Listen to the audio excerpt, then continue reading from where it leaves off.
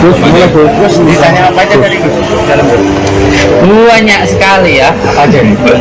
Sampai berapa jam? 5 jam ya perjalanan masyarakatnya. Luar biasa sekali. Di antaranya apa? Di antaranya apa yang ditanya? Banyak hal ya tentang apa kerugian yang didapatkan setelah kejadian ini, terus bagaimana asal muasalnya dan kenal atau tidak, banyaklah banyak pertanyaan yang ditanyakan ke saya. Bagus ini kan Saya menjawab apa adanya saja yang terjadi ketika beliau datang tidak mau masuk, tetapi malah saya yang diminta untuk keluar. Terus setelah itu saya yang punya rumah keluar lalu mengajak beliau untuk masuk, tetapi beliau tidak mau masuk. Terus saya meminta beliau kalau mau ada ingin mengetahui secara langsung, ayo kita buat perjanjian atau gimana. Dan sampai ketika di Polres pun saya menemui beliau untuk saya ajak ke padepokan atau ketemu sudah padepokan, beliau juga tidak mau. Sampai pada akhirnya saya coba untuk menelpon beliau secara langsung di pesulap merah ini, si Marcel. Dan ketika saya telepon sama beliau, saya ajak untuk ketemuan di Jawa Tengah, tapi beliau juga tetap menolak ajakan saya untuk ketemu. Dan saya minta nomornya pun juga dikasih, karena waktu telepon itu saya lewat temannya.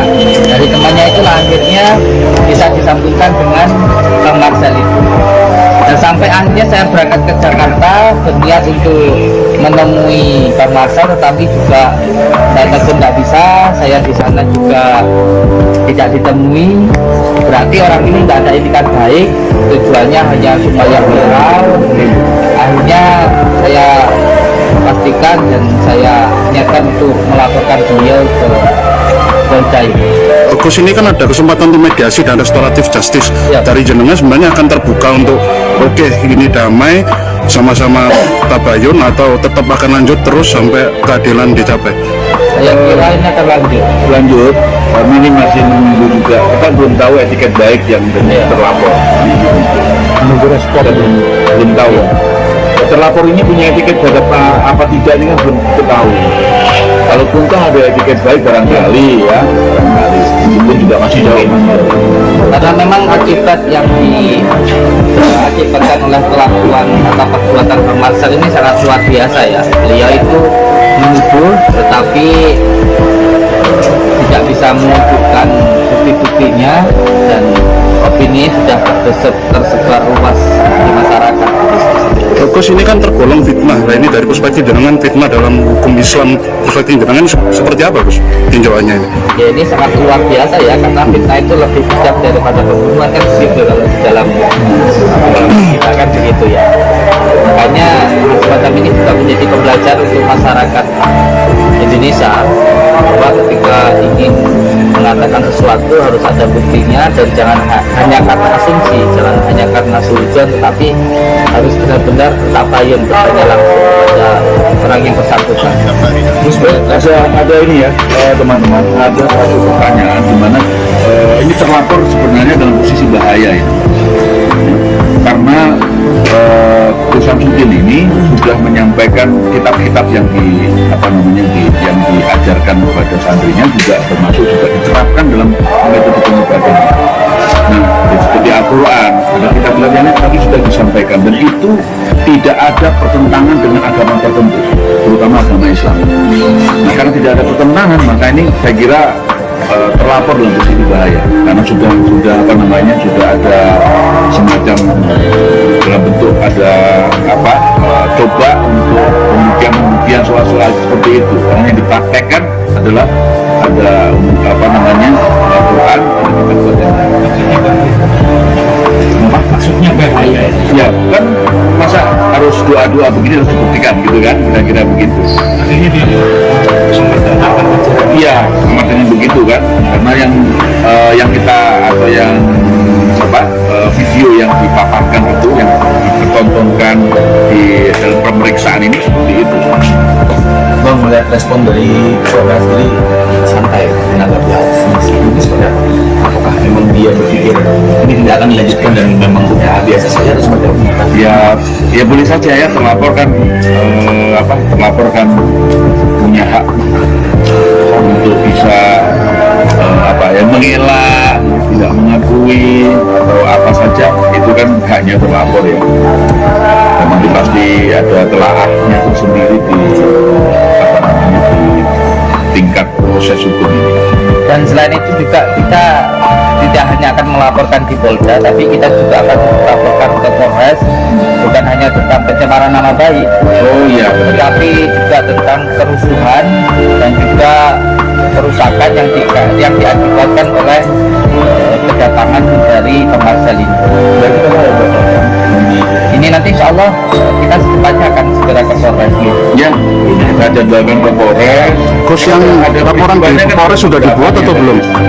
Ini Dipertegas masih kita kembali? persiapkan. Sudah dipersiapkan ya? Masih kita persiapkan untuk laporan kita ke Polres yang tentang kerusuhan dan juga kerusakan nanti akan diakibatkan oleh Pemarsa ini. Ya, jadi kan gini, ada peristiwa itu, ada 3 peristiwa nih, dan ini beda-beda. Ya. Satu peristiwa di mana sekitar 2 bulan lalu ada video yang sekarang jadi objeknya pelaporan di Polda. Lalu terlapor datang tanggal 20 Juli sekitar jam 3 sore. Tanpa koordinasi, tanpa perjanjian, dan malah tanpa beradab, tanpa beretika, tanpa sopan santun dengan teman seluruhnya teman-teman tahu itu ya videonya.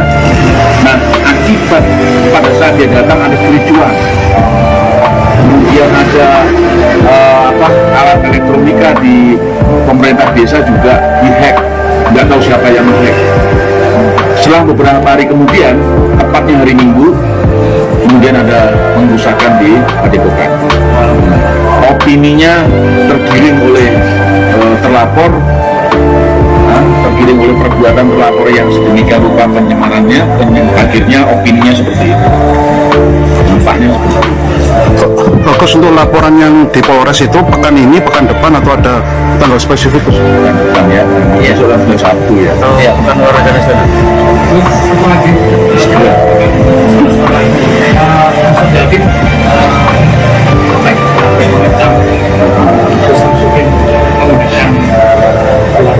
Dan mereka mempertanyakan sama ya apa keturunan Samsudin ini dari kiai siapa, itu ada tanggapan soal itu?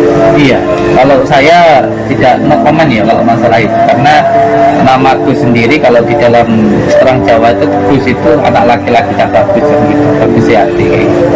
Dan saya pun juga terserah orang memanggil saya gitu, kalau memanggil saya ya silahkan mau dipanggil seperti apapun kan begitu. Itu orang yang memanggil saya, bukan saya. Terus terkait penuntutan tadi itu kan gimana tuh? Ya itu kan sebenarnya tidak ada surat yang menyatakan tutup ya, hanya diminta untuk melengkapi perizinannya, dan perizinannya itu tidak ada hubungannya dengan pengobatan, karena memang saya baru pindah ke Padepokan yang baru yang belum selesai pembangunannya, yaitu IIMD-nya. Ini jangan sampai salah paham, jadi bukan penutupan pengobatan. Bahkan saya pun disarankan oleh Kapolres untuk pengobatan tapi di luar dari Padepokan, karena saya saat ini menempati Padepokan yang baru yang memang belum selesai saya bangun, dan itu memang belum ada izin mendirikan bangunannya. Nanti kalau sudah selesai perizinannya ya seperti biasa. Mungkin akan diurus izin. Ya, sekarang sudah berjalan dalam proses. Nanti apa Gus utang usahanya kan yang kemarin kan praktek hijab Tetap sama. Tapi mungkin nanti anu lah, kalau perizinannya akan kita perbaiki ya, nanti teman-teman menunggu aja ya. Jadinya apa nanti jadinya gitu, kita tunggu aja. Insya Allah segera kita. Kalau PT yang sudah diuji sama Kemenak itu gimana tuh? apa? Kalau yang Kemenak yang bilang tidak diuji sama Kemenak, Itu bukan ponpes, itu adalah majelis, tapi sudah tidak saya pakai. Saya dulu kan mempunyai majelis zikir sholawat sirah ala dunia, tapi itu kan di Padepokan yang lama, dan saya sekarang sudah pindah di Padepokan yang baru. Dan malah Kemenak menyarankan kita untuk membuat izin yang baru, dan kita sudah ada komunikasi lah. Insya Allah pesantren ya. Ya, pokoknya segera Nanti nanti kita dilihat nanti. kita lihat aja. itu sudah ada santri ya, Gus? Saat ini sudah ada banyak yang dititipkan di Padepokan, itu juga orang-orang yang siap banyak ya. orang Gus kira-kira 100 orang. 60-an ya. Yang sekarang dia 60 atau 80 kurang lebih begitu. Ya. Mereka cuma tinggal di sana. Bagus 60 orang itu usia anak-anak atau dewasa yang tidak membutuhkan? Yang jelas semuanya di sana gratis ya, tempat tinggal, makannya itu semuanya gratis ya. Dewasa ya. Untuk ukuran kita lah. Dewasa atau anak-anak? Bu? Karena anak-anak kan harus difasilitasi sekolah juga dewasa ya. Ini praktek ya, dihentikan sementara. Ya. Operasional kedokteran gimana? Ya alhamdulillah sih saya sih ya biasa saja lah. Punya usaha yang lain juga. Selain itu juga apapun yang didapatkan dari Padepokan kan untuk pembangunan pondok pesantren, untuk santri-santri, itu anak-anak yang ada di Padepokan. Akhirnya menghambat ke atas pendapat izin sementara. Ya ini sedang kita usahakan untuk segera dilakukan. Ada kerugian dari penentuan itu Mas? Kerugian ya mungkin dijelaskan oleh pengacara lah ya. Ya tentunya kerugiannya material, ya kan? Material. Tim materialnya luar biasa karena sudah menjadi opini yang terkirim oleh perbuatan terlapor ini luar biasa sekali. Apa namanya, imaterialnya sangat tinggi ya, tak bernilai lah, Iya. belum terhitung. Yang jelas sebenarnya kalau untuk saya pribadi nggak ada masalah ya, cuman kan ini untuk pondok pesantren. Pondok pesantren itu sedang dalam taraf pembangunan kan begitu. Ada yang untuk orang mengalami gangguan jiwa, ada yang dibangun untuk khusus untuk orang-orang yang mau belajar gitu. Terus satu lagi juga untuk pengobatan, dan sekarang kan terhenti pembangunannya gitu untuk pembangunan pondok pesantrennya kan begitu. Jadi ya masalahnya di pondok. Ini terutama kita dari mulai kitab Al-Ala, kitab Binatul Najah, terus kitab Ihya Ulumuddin, Samsul Ma'arif Kubro, Hikam, itu yang kita ajarkan di Padepokan. Oke, sedikit penjelasan terakhir, penjelasan amalan jenengan punya amalan untuk tetap berjalan tanpa alas kaki lah, ini mungkin dijelaskan karena tadi sempat nyebut di situ ada pelajaran untuk sabar lah, itu kitabnya apa, rujukannya gimana? Ya, jadi kita ini di pesantren memang ada pelajaran-pelajaran khusus untuk seseorang belajar untuk pengobatan gitu. Doa-doa khusus, contoh dari kitab Al-Azkar dan An-Nawawiyah, dari kitab Al-Azkar dan An-Nawawiyah. Kalau saya sanadnya dari kitab Samsul Ma'arif Kubro, dari kitabnya karangan dari Syekh Al-Buni Al-Maliki. Di situ ada ada amalan yang saya amalkan, yaitu amalan tentang takubian gitu, yaitu selama mengamalkan Asma Karomah Sultan oleh Syahul Qadir Jalani selama 5 tahun merawat, yaitu tidak makan yang bernyawa dan yang keluar dari yang bernyawa, dan tidak memakan semua hal kecuali yang ada dari dalam tanah.